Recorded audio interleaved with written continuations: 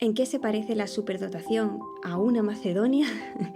Vamos a verlo en este vídeo sobre perfiles de alta capacidad intelectual. Yo soy Bea Sánchez de la web mamavaliente.es y me encuentras también en Instagram como @soymamavaliente. Para el psicólogo sueco Anders Ericsson, alcanzar el éxito era cosa de esfuerzo, y de hecho un esfuerzo muy concreto de práctica deliberada durante 10.000 horas. Y esto es lo que habrás escuchado como la regla de las 10.000 horas, que equivale más o menos a 10 años dedicándote a la práctica de algo para convertirte en un experto, y que se hizo muy popular con el libro de Malcolm Gladwell, Fuera de serie. Pues esto de practicar durante 10 años puede parecer algo infumable para la persona promedio, pero nada loco para la persona que, además de tener un alto potencial intelectual, está hiper enfocada en aquello que le apasiona. De hecho, fíjate en este estudio de alta capacidad de 2020 del matrimonio Lubinsky y Benbow, que dice que el hallazgo más aceptado en la literatura sobre el desarrollo del talento es la cantidad excesiva de tiempo que los artistas realmente destacados dedican a su oficio. Esto es, que hay consenso en que los muy grandes le han echado muchas horas a su trabajo. De hecho, incluyen un gráfico que te pongo en pantalla y vas a ver arriba el número de horas que los participantes del SMPI, que fue un estudio muy significativo sobre el talento matemático, estaban trabajando por semana. Y ahora vas a ver que la mayoría trabajan entre 40 y 50 horas, habiendo diferencias de hombres que están en negro y mujeres en blanco. Y abajo se muestra el número de horas, atención, que estarían dispuestos a trabajar en su trabajo ideal, es decir, cuántas horas echaría yo si pudiera trabajar de lo que me apasiona. Y ahí ves que estos talentos dedicarían incluso más de 70 horas. También es significativo que las mujeres desearan trabajar menos de 40 horas, lo que refleja distinciones de género respecto a las prioridades de cada cual. Pero la esencia del gráfico es que si pudieran y trabajasen en su trabajo ideal, dedicarían más horas. Cosa que, en casos de excepcionalidad intelectual, puede darse por el alto poder de concentración en áreas de su interés, ojo, y esa voracidad o necesidad de aprender y perfeccionar lo que ya se maneja. Pero cualquier persona que trabaje horas infinitas en cualquier trabajo alcanzará cualquier tipo de éxito. Pues no, realmente no. Existen labores para las que no se puede dar esa práctica deliberada en idénticas condiciones durante tanto tiempo. Y además existen diferentes tipos de configuraciones cerebrales que vamos a ver hoy. Pero me parece importante decir que sí, puedes conocer a alguien exitoso que de hecho no tenga alta capacidad intelectual. Y esto no debería sorprendernos, por lo mismo que existen personas con inteligencias prodigiosas que no alcanzan nunca el éxito. Y si no, pues que se lo digan a Terman. El asunto es que no todas las personas alcanzarán la eminencia con la práctica, ni toda eminencia se consigue únicamente con la práctica. La competencia es otra cosa. Es evidente que si tú dedicas 40 horas semanales a un trabajo durante años, pues te vas a volver mínimamente competente, o eso se espera. Una persona experimentada o competente no es necesariamente más inteligente que el resto, y no es lo mismo que ser un experto. De hecho, ni siquiera es la antesala a ser un experto, sino que va por distinto camino. La persona experimentada acumula información y práctica con su bagaje, pero el experto la integra, la hace suya, la conecta y la reconfigura. La persona experimentada no se dirige a la innovación porque no elabora nuevos conocimientos. Esto quien lo hace es el experto, al que obviamente también le va a venir estupenda la práctica.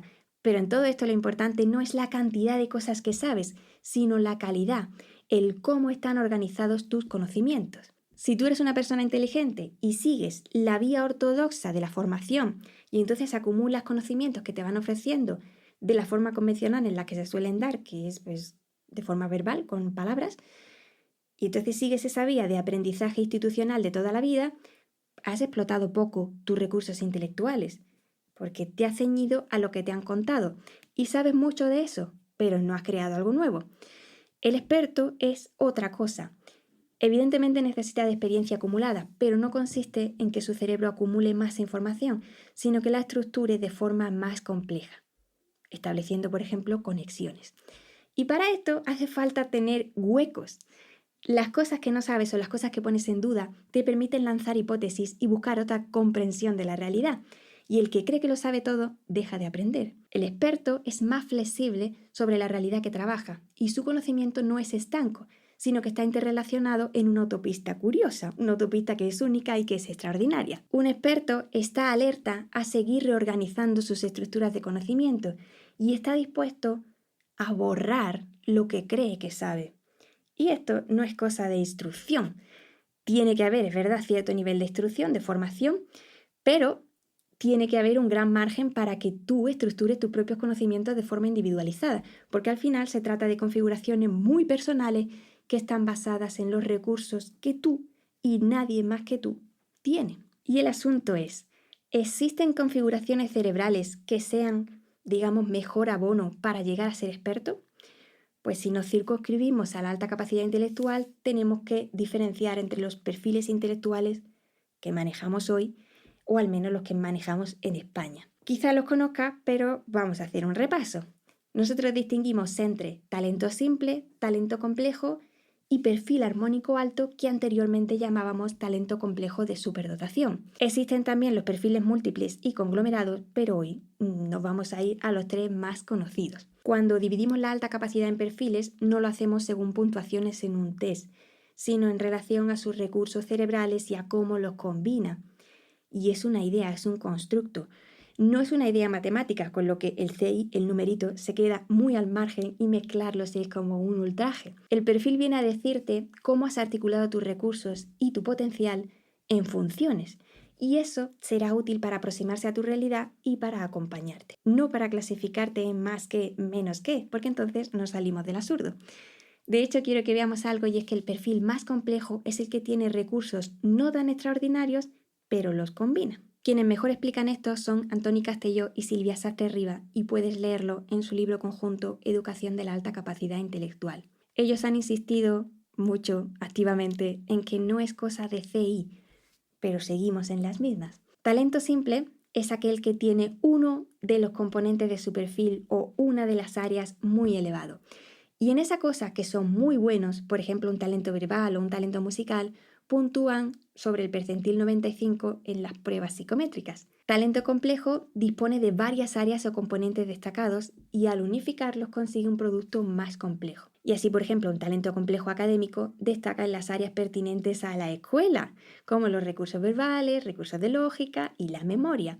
O un talento complejo artístico puede generar creaciones más complejas porque combina diversas áreas de talento. Y es, por ejemplo, pues muy bueno identificando emociones, muy bueno poniéndole palabras y muy bueno haciendo creaciones con ello.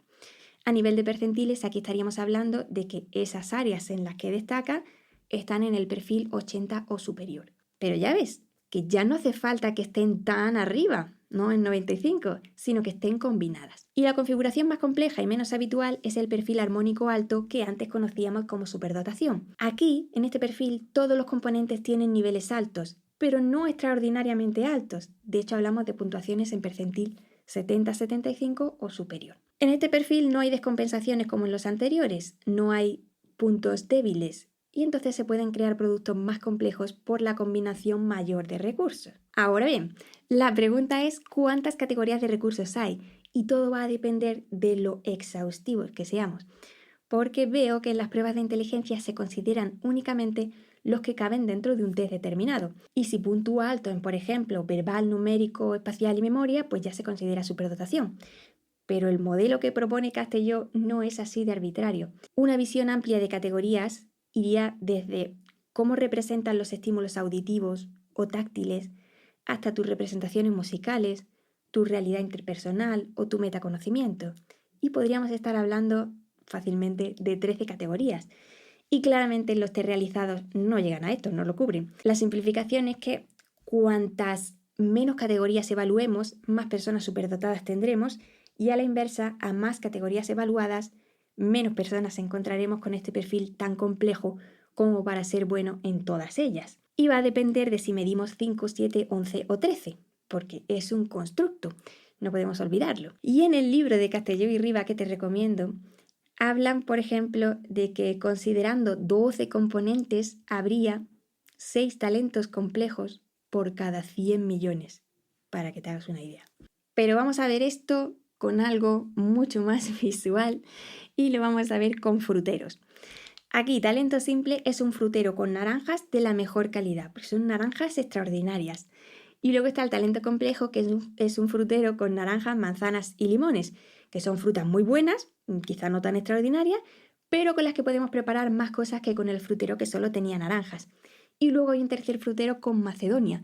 Y evidentemente en el de la Macedonia, la superdotación, hay menos naranja que en el frutero de talento simple, incluso puede que menos naranja que en el segundo frutero, pero hay un sabor más complejo gracias a la mayor cantidad de frutas que se combinan. Y la Macedonia no presume de la cantidad de cada fruta que tiene, sino de lo que se origina mezclando las que tiene, que son muy variadas.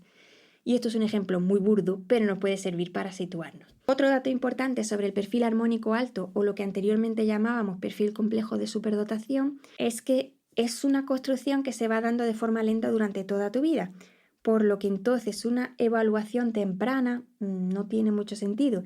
Y aquí es donde nos referimos a que al menos deberíamos esperar a los 12 años para evaluar, porque es un proceso y es posible que lo que en infancia creíamos que apuntaba a un talento complejo acabe siendo un armónico alto a causa de no dejar de trabajar sus puntos menos fuertes. Y esta tónica de evaluar cuanto antes no suele ser certera, especialmente en casos de construcciones tan complejas. El asunto es que a menudo se confunde alto CI o CI superior a 130 con el perfil armónico alto de superdotación. Y esto es bastante incorrecto.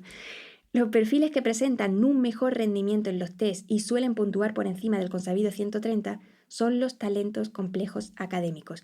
Y por algo muy sencillo, y es que la mayoría de los test tienen un enfoque académico y están evaluando sobre componentes que son muy altos en ese perfil, como hemos dicho, la memoria, el talento verbal y el lógico matemático. Pero hay algo que apuntar aquí, y es que estos perfiles académicos suelen tener menor rendimiento en el área creativa, que justo es un marcador fundamental y necesario para el perfil complejo de superdotación, que no solo tiene esas múltiples áreas destacadas, sino que además aúna el pensamiento convergente con el divergente, que es lo que da lugar a la creatividad, porque creatividad no es pensamiento divergente, sino la unión del hecho de pensar fuera de la caja o ese pensamiento divergente con la agudeza para encontrar la solución más útil y ajustada, que es el pensamiento convergente. Y no todas las personas con alta capacidad son creativas, pero esto ya da para otro vídeo. Todos estos perfiles tienen un sustrato neurobiológico que los hace posibles, pero sobre todo se desarrollan o son bastante dependientes del ambiente,